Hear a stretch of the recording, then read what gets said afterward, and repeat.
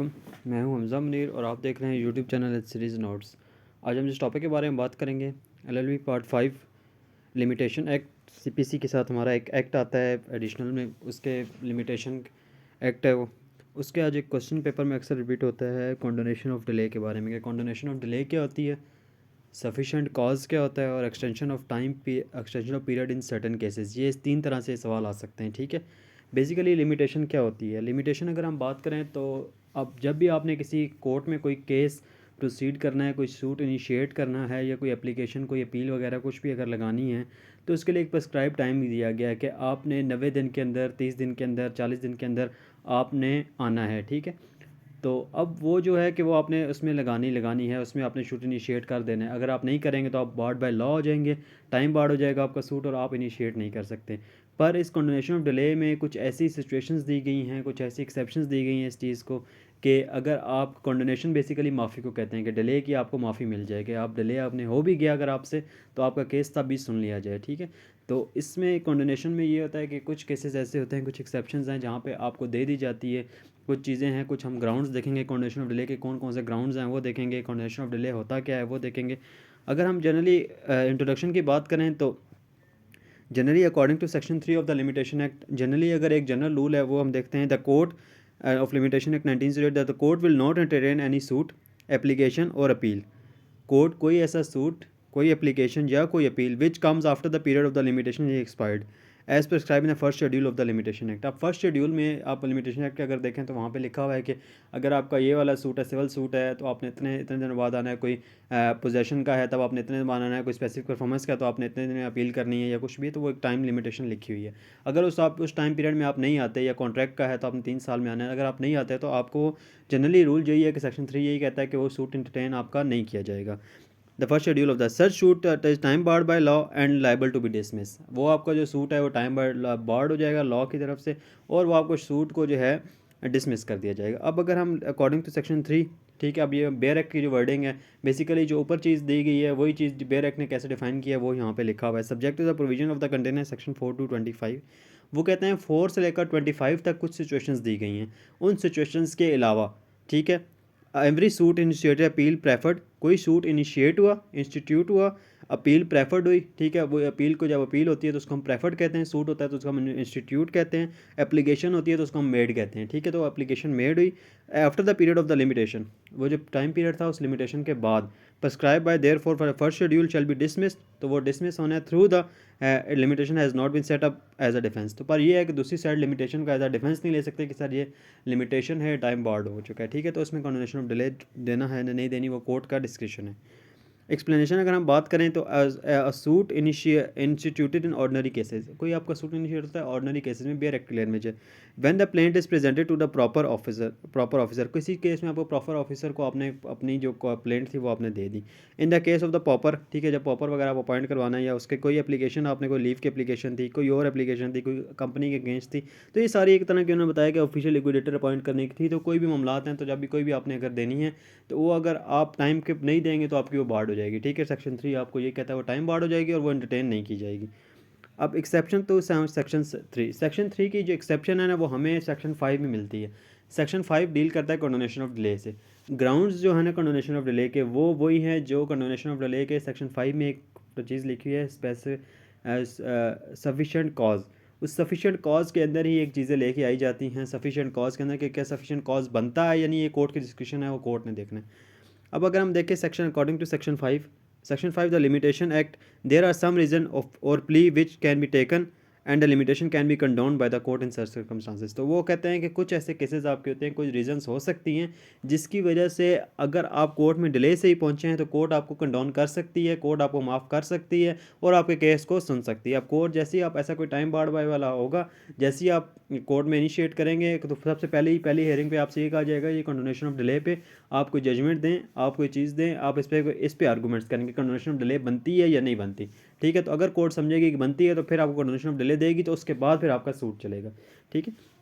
The court में admit the any appeal after the expiry of the prescribe period of time limitation. ठीक है, अब court सबसे पहले एडमिट करेगी इसको expiry period of prescribe if it satisfy, अगर वो सेटिस्फाई है कि the applicant has a sufficient cause of delay in application for appeal, और अगर वो समझती है इस चीज़ को कि एप्लीकेशन का एप्लीकेंट सेटिस्फाई कर देता है कोर्ट को कि यार वाकई ही मेरा एक सफिशिएंट कॉज बनता था, ठीक है, तो मैं इसी वजह से डिले किया, और वो अगर वो फिर उस एप्लीकेशन को अगर वो अपील को सुनना चाहे तो वो सुन सकती है, अगर ये कोर्ट के डिस्क्रिप्शन है। अगर उसको रिजेक्ट करना चाहे तो उसको रिजेक्ट कर सकती है, फिर कोर्ट सूट इनिशिएट नहीं हो सकता, वो सॉरी अपील वगैरह। सेक्शन 5 जो है वो अपील पे और इस पे लगता। अकॉर्डिंग टू सेक्शन 5 अगर हम बात करें तो ये बेयर एक्टिव जो लैंग्वेज है वो आपको एनी अपील और एप्लीकेशन फॉर और रिवीजन और रिव्यू। ठीक है, अब ये बेसिकली सेक्शन 5 अप्लाई होता है अपील, एप्लीकेशन, रिवीजन और रिव्यू पे। ठीक है, ये इन चीज़ों में of judgement for leave to appeal and any application to which the section may be made applicable by the other attachment for the long being in a force admitted after the period of the limitation prescribe when the appellant and appellant satisfy he had a sufficient cause for preferring an appeal and such period। अब ये जो इसमें सारी bare act की language है, ठीक है, bare act में यही चीज़ ऊपर मैंने आपको डिफाइन किया, वही चीज़ बेयर एक्ट में कैसे डिफाइन की गई है वो लिखा हुआ है यहाँ पे। ठीक है, क्योंकि बेयर एक्ट आपको पेपर में अलाउ होता है, तो इस वजह से यहाँ पे इनको लिखा गया ताकि आप अच्छे से एग्जामिनर को इसमें सेटिस्फाई करेंगे, एग्जामिनर को आप उसमें हर चीज़ लिख के दें आप उसे। The fact that the appellant or applicant was misled by any order practice or judgement the High Court asserting a community prescribe period of limitation may be sufficient cause within meaning of this section. तो उन्होंने कहा कि अगर कोई applicant की तरफ से कोई मिसलीड किया गया उसको किसी ऑर्डर की वजह से, कोई प्रैक्टिस में, कोई जजमेंट में, किसी भी चीज़ में अगर कोई डिले है या कुछ भी है उसमें कॉज है उस चीज़ का, तो वो कोर्ट को अगर सेटिस्फाई कर देता है तो वो सेक्शन ए है, सेक्शन 5 अप्लाई होगा और उसको कंडोनेशन ऑफ डिले कोर्ट की डिस्क्रिप्शन है कि वो उसको दे सकती है। अब एप्लीकेशन ऑफ द सेक्शन 5, अब सेक्शन 5 की एप्लीकेशन हम देखते हैं कि किस किस पे होती है। इन थ्योरी अगर हम थ्योरेटिकल देख रहे हैं लिमिटेशन एक्ट में, section 5 is only apply on review, revision, appeal और एप्लीकेशन। ठीक है, इन 4 चीज़ों पे अप्लाई होता है। ठीक है, रिव्यू में, रिवीजन में, अपील में और एप्लीकेशन में, कि ये चीज़ें हैं, इनमें आपने कंडोन लेना है तो आप सेक्शन 5 की एप्लीकेशन। बट अगर हम प्रैक्टिस में देखें, अगर हम थ्योरेटिकल प्रैक्टिस में अगर हम देखें क्या, तो क्या प्रैक्टिस चलिए कंडोनेशन ऑफ डिले जो है ना वो हर तरह की एप्लीकेशन पे अप्लाई हो रहा है, apply to delay by the application. अब ऑल केसेस, जितने भी आपके केसेस हैं, ठीक है, कब भी आप जाएँ कहीं भी अगर आपने कंडोन लेना है तो आप साथ ही सेक्शन 5 की एप्लीकेशन लगाते हैं कंडोनेशन ऑफ डिले की, कि हमें एक कंडोनेशन माफ़ी दी जाए डिले की वजह से, क्योंकि टाइम बार्ड हो चुका है तो हमें माफ़ी दी जाए, ये रीज़न थी, इस वजह से हमने, तो ये हर केसेस में प्रैक्टिकली अगर हम देखें तो। नॉन एप्लीकेशन ऑफ सेक्शन 5 कहाँ पे आपका section 5 apply, theoretically this section does not apply on the suits. Theoretically अगर हम बात करें तो ये थ्योरी में कहीं भी नहीं लिखा हुआ कि ये सूट्स पे अप्लाई नहीं है, but practice section applies on any suit where condonation delay is required after making sufficient cause. अगर हम बात करें थ्योरेटिकली तो ये है कि सेक्शन 5 नहीं अप्लाई होता सूट्स वगैरह पे, पर अगर प्रैक्टिकली देखें तो सूट्स से भी ये अप्लाई हो रहा है ऐसा जी। What is condonation of delay, अब देखते हैं हम कंडोनेशन ऑफ डिले होती क्या है। ठीक है, that condonation of delay means extension of the prescribe time in certain cases subject to sufficient cause. Condonation of delay का मतलब ये होता है कि एक्सटेंशन जो मिली टाइम में एक्सटेंशन दी जाए, ठीक है, वो केस को सुना जाए, बेशक वो टाइम बार्ड हो चुका है, ठीक है, और certain cases subject to sufficient cause, अगर आपके पास सफिशिएंट कॉज है। General principles of condonation of delay, condonation of delay आपने अगर कोर्ट ने देनी है तो क्या जनरल प्रिंसिपल्स होने चाहिए। ठीक है, some principle of the need to be kept in mind while explaining the doctrine of condonation of delay. ठीक है, generally the plaintiff is not entitled to take advantage by that filing and late appeal. ठीक है, अब ये होना चाहिए कि उसको माफ़ी देनी चाहिए, इसको बिल्कुल एडवांटेज इस चीज़ का नहीं देना चाहिए कि उसने अगर लेट भी अपील फाइल किया तो उसको कोई ऐसा रिलीफ नहीं देना चाहिए। ठीक है, अगर कोर्ट सेटिस्फाई हो जाए इस चीज़, if the court denies to condone the delay it may cause the matter to be dismiss. अगर कोर्ट डिनाई कर देती है कंडोनेशन ऑफ डिले को तो उसने क्या करना है, आपका जो सूट है वो डिसमिस हो जाएगा, वो आप फिर नहीं उसको कर सकते। However this the case will be heard on base on merits when delay is permitted. पर अगर आपका डिले परमिट कर दिया जाता है, आपको कंडोनेशन ऑफ डिले दी जाती है, तो फिर आपने क्या करना है, फिर आपका केस मेरिट्स पे सुना जाएगा। ठीक है, this means the decision is ruled out as per the evidence instead of the technical and procedure ground. अगर ये बात करें कि जो आपका डिसीजन है वो एविडेंस के ऊपर होगा, वो टेक्निकल या प्रोसीजर ग्राउंड पे नहीं होगा कि यार ये तो लेट भी आया था तो ये हो सकता है, वो एविडेंस देखा जाएगा कि एविडेंस क्या कह रहा है, उसके मुताबिक फैसला किया जाएगा। ठीक है, अगर कंडोनेशन ऑफ डिले आपको ग्रांट कर दी जाती है। Every day delays is need to be justified. आपने जब वो डिले कंडोनेशन ऑफ डिले करना है तो आपने हर दिन का कि मैंने आज मतलब अगर 30 दिन थे तो मेरा 31 दिन क्यों हुआ, 32वां दिन क्यों हुआ, 33 देर क्यों हुआ, 34, तो हर डे को आपने एक्सप्लेन करना है कि ये कॉज थे जिस दिन मैंने, जिसकी वजह से मैं नहीं आ सका था। ठीक है, and does not indicate that doctrine should be applied irrationally. ये डॉक्ट्राइन ऐसे नहीं कि बेतुका अप्लाई हो, रैशनली कोई रैशनली चीज़ के रीजनेबल तौर पर अप्लाई होना चाहिए। It must be apply in reasonable manner but not literal manner, ये रीजनेबल मैनर पर अप्लाई होना चाहिए। The option between substantial justice and technical considerations in case of the preference the party could not claim that injustice cause due to the bona fide delay. ठीक है, अब ये वो क्यों नहीं कह सकते कि इनजस्टिस कॉज हो गया कि मैंने बोनाफाइड डिले किया तो इनजस्टिस हो गया, ऐसा नहीं हो सकता। It is not possible to presume that the delay was caused deliberately. The litigant gained nothing but restoring the delaying and facts of possesses a serious risk. ये पॉसिबल है कि presume किया गया है कि डिले जो कॉज है डेलिबरेटरी आपने क्लॉज करना, ये ना हो कि आप बिल्कुल ही उसको बगैर किसी वजह से डिले करते रहें और बाद में आप कंडोनेशन ऑफ डिले कर दें।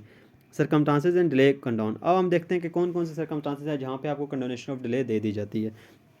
अच्छा, फॉलोइंग आर द सेक्शन, अब यहाँ सेक्शन 5 के अगर हम देखें तो वहाँ पे एक ही चीज़ उन्होंने कही है, उन्होंने कहा जहाँ पे आपका सफिशिएंट कॉज है तो आप कंडोनेशन ऑफ डिले के लिए अप्लाई कर सकते हैं। अब सफिशिएंट कॉज के अंदर आपकी कोई भी रीज़न आ सकती है, ठीक है। अब वो आपने कोर्ट को सेटिस्फाई करना है कि वो आपका सफिशिएंट कॉज बनता है या नहीं बनता। Sufficient cause, the only circumstances in delay is a condone is showing the sufficient cause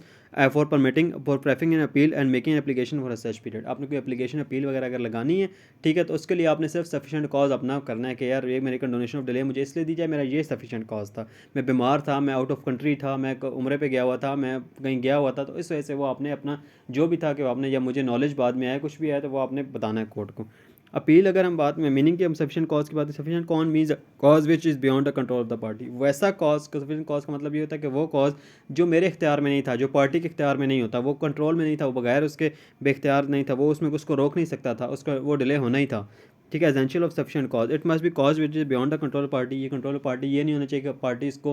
उस डिले को कवर कर सकती थी पर उसने नहीं किया, ठीक है, तो वो उसकी बोनाफाइड नहीं, वो फिर मेलाफाइड बन जाएगी। He must not be guilty of negligence, वो नेग्लिजेंस के गिल्टी नहीं होना चाहिए ना, उसने मतलब जानबूझ के ना आया हो। His diligence and care must be shown, उसका जो डेलीजेंस होनी चाहिए, केयर उसकी शोन होनी चाहिए कि यार उसने उसने बहुत कोशिश की थी कि डिले को कवर किया जाए पर नहीं। His intention must be bona fide, उसकी इंटेंशन जो होनी चाहिए बोनाफाइड होनी चाहिए। अब हम कुछ इसकी ना एग्जांपल्स चेक करते हैं, कुछ इसकी इंस्टेंसेस चेक करते हैं कि क्या कैसे कैसे आपको डिले हो सकती है। ठीक है, bona fide mistake of the counsel, अब जो कौंसल आपके होते हैं,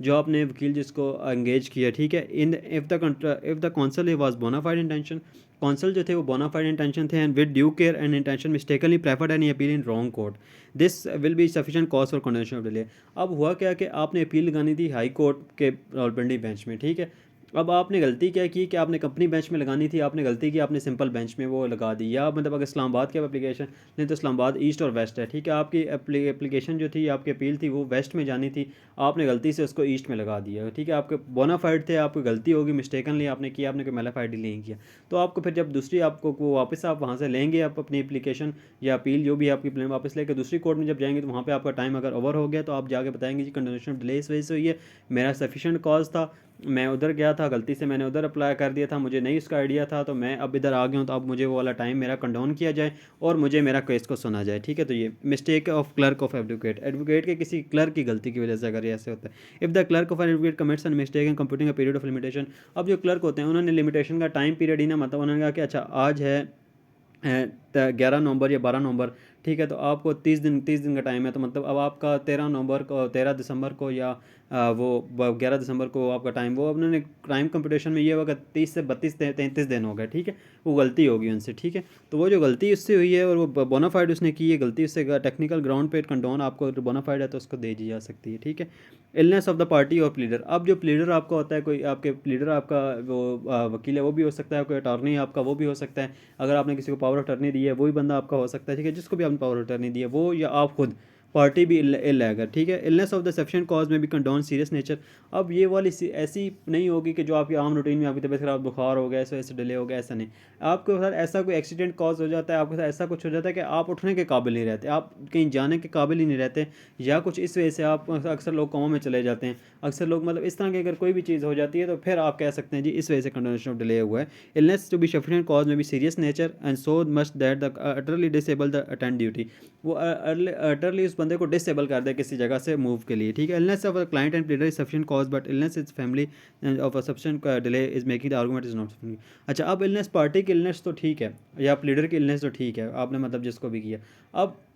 आप ये नहीं कह सकते यार मेरी वालदा की तबीयत ख़राब थी, मेरे भाई की तबीयत ख़राब थी, इस वजह से डिले हो गया। ये सफिशिएंट कॉज नहीं है उस चीज़ का, ठीक है। Imprisonment as a criminal jail would be consider as a sufficient cause and time spend in jail will be conduct condone if no represented who can plead in the case of poverty. अच्छा, अब देखिए jail में बंदा होता है, अक्सर imprisonment हो जाती है किसी केस में, आपका सिविल केस भी लगा हुआ था या कुछ भी था आपका, तो अगर आप वहाँ पे भी नहीं पहुँच सके या कुछ भी था, तो आप इम्प्रिजनमेंट की भी ले सकते हैं। आप कह सकते हैं जी मेरा कोई रिप्रेजेंटेटिव नहीं था जिसको मैं अटॉर्नी अपॉइंट करता और वो मेरी जगह जाकर मेरा केस लड़ता, नहीं था, इस वजह से जी मैं जेल में था और मैंने ये करे। Minority in case of applicant is minor, अब कोई बच्चा माइनर है, ठीक है, वो कहता है कि मैं गार्डियन भी मेरा सच नहीं था या कुछ भी नहीं था, मैं माइनर था, मेरा राइट इन्फ्रिंज हुआ और मैं नहीं पहुंच सका टाइम पे, ठीक है। The limitation period will be start on date on which attains majority. Limitation period उस दिन स्टार्ट होगा जिस दिन वो 18 साल का होगा, उससे पहले लिमिटेशन पीरियड उस पर स्टार्ट नहीं होगा। डिफेक्टिव वकालतनामा, अब कोई प्लीडर का नेम गलत हो गया वकालतनामे में, उस वजह से कोई आप डिले हो गया, ठीक है, कुछ भी हुआ, where the pleader name is not mention the vakalatnama by pure mistake of the pleader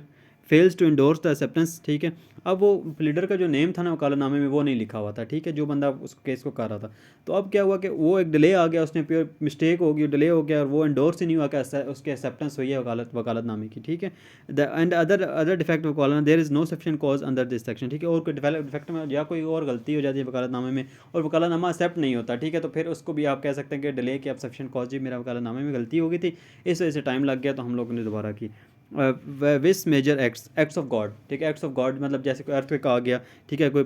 pandemic आ गया, जैसे कोरोना वगैरह आ गया था, ठीक है, पिछले दिनों फ्लड्स आ गए, कोरोना अगर आ गया तो आप कहेंगे जी कोरोना आ गया था, इस वजह से 30 दिन के मतलब जहाँ पे क्वारंटाइन था, मेरा 14 दिन का एक क्वारंटाइन था, 14 दिन बाद एक और क्वारंटाइन था, मैं नहीं ठीक हो सका था, इस वजह से मैं नहीं पहुँच सका या कुछ भी था, तो आप बता सकते हैं उसे, ठीक है। सफिशिएंट कॉज होता है over work of the council, एक और अब काउंसिल का एक और सफिशिएंट कॉज ये हो सकता है कि if the council is busy in over burden, आपके जो काउंसिल है मतलब जो आपके वकील आपने हायर किए हुए हैं, ठीक है, वो जो है ओवर बर्डन है, ठीक है, and then the court will consider is that sufficient cause और कंडीशन डिले, तो वो ओवर बर्डन है, ठीक है, सारा कुछ आप बता सकते हैं जी ओवर बर्डन थे, इस वजह से वो डिले हो गए हैं, तो बताओ आप कोर्ट में हो सकते हैं कि जब मैं ओवर बर्डन था, मैं यहाँ गया हुआ था, वहाँ गया हुआ था, इस वजह से मैं नहीं अपीयर हो सका या नहीं मैं केस ला सका, ठीक है, मैं ओवर बर्डन था, तो वो भी एक आप तरह की सफिशिएंट कॉज। इसके अलावा भी कोई सफिशिएंट कॉज आपका, अब देखिए सफिशिएंट कॉज एक ऐसा ब्रॉडर टर्म है कि इसके अंदर आप कोई भी लेके बस आपने कोर्ट को सेटिस्फाई करना है। इसमें अब एक एग्जांपल होगा पर्दा नशीन लेडी भी आ जाती है, ठीक है, कि अगर पर्दा नशीन लेडी है वो कोर्ट में नहीं आ सकती, तो आप उसको भी सफिशिएंट कॉज में आप ला के उसको कोर्ट को असिस्ट कर सकते हैं, ठीक है। अब प्रोसीजर आपने कंडोनेशन ऑफ डिले का प्रोसीजर क्या आपने लेनी कैसे है, ठीक है। सबसे पहले अपनी एप्लीकेशन देनी है, ठीक है, for party seeking the relief should make a formal application to court to condonation of delay, अपनी एप्लीकेशन देनी है कंडोनेशन ऑफ डिले की, सच एप्लीकेशन में बोर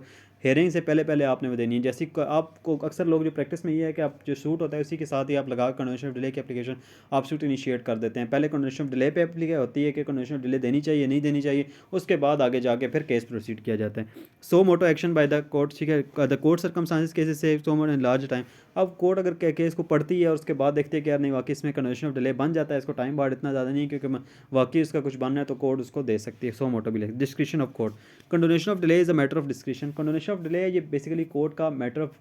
डिस्क्रिप्शन का मैटर है। आप ये नहीं कोर्ट में कह सकते कि ये मेरा राइट है मुझे दिया जाए, ठीक है, या मेरा सफिशिएंट कॉज है मुझे दिया जाए, ऐसा नहीं हो सकता। But in decision can be made in judicial manner not be arbitrary, पर ये जुडिशियल मैनर एक जस्टिस के तौर पे दिया जाए, ये ना हो कि आर्बिट्रेटली आप ना भी जहाँ पे ना बन रहा हो वहाँ पे ना दें, जहाँ पे ना बन रहा हो वहाँ पे कंडोनेशन ऑफ डिले दे दें, ऐसा नहीं हो सकता। And considerable care should be exercise, और केयर की जाए इस चीज़ में कि कंडोनेशन ऑफ डिले देनी है या नहीं देनी, ये बेसिकली कोर्ट की डिस्क्रिप्शन है कि कोर्ट क्या करेगी। एक्सप्लेनेशन इन द डिले, ठीक है, अब जैसे हमने ऊपर बात की कि डिले अगर हो जाता है आपसे, तो आपने एक एक दिन जो है ना कंडोन का, आपने वो ईच डे आपने बताना है कि मैंने क्यों कंडोन किया, या मैं वो सॉरी मैंने क्यों डिले किया, वो आपने बताना है क्यों मुझे कंडोन किया जाए और मुझे क्यों माफ़ी दी जाए इस चीज़ की, ठीक है। तो ये हमारा सब्जेक्ट था वो लिमिटेशन का, और कंडोनेशन डिले से बहुत इंपॉर्टेंट टॉपिक है, पेपर में अक्सर लाजमी ये क्वेश्चन आता है, इससे रिलेटेड कोई ना कोई, ये तीन मैंने सर्कमस्टांसेस आपको बताए हैं किस तरह क्वेश्चन आ सकता है, तो इसमें से कोई हर पेपर में तकरीबन एक क्वेश्चन आ जाता है कंडोनेशन ऑफ डिले बहुत, क्योंकि इसमें लिमिटेशन एक्ट में कंडोनेशन ऑफ डिले ही है सारा कुछ कि कब कब आपको दे दी जाएगी, कब कब नहीं दी जाएगी, ठीक है। अब आगे सर्कमस्टांसेस आ जाएंगे कुछ, ठीक है, कुछ सिचुएशंस आ जाएंगे कि अगर इस तरह अगर हो जाता है, कोर्ट बंद थी, आपका टाइम पीरियड पूरा हो गया, जब वो फिर ना वो आपको कंडोनेशन ऑफ डिले दी जाएगी, ठीक है। तो ये बेसिकली ग्राउंड्स ये हैं आपके जो कंडोनेशन ऑफ डिले के हैं, वो सिचुएशंस हैं, ठीक है। Thank you very much.